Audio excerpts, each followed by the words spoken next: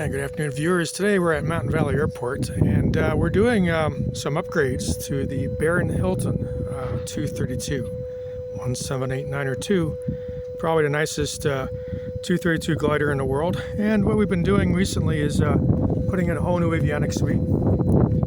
And what you hear in the background is my latest addition. So this is the flight director air-data computer, but we use a audio variometer. So what I've done here is create a new mount for the speaker.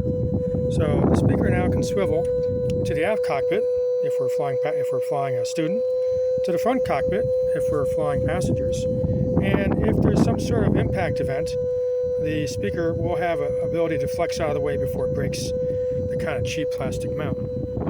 In addition, we've got new mounts for the Trig ADS-B antenna and for the GPS for the LX, and in the future we're going to put the transponder down there somewhere. And per the rules, we got to have 3 feet between the GPS antennas and the VOR comm antenna.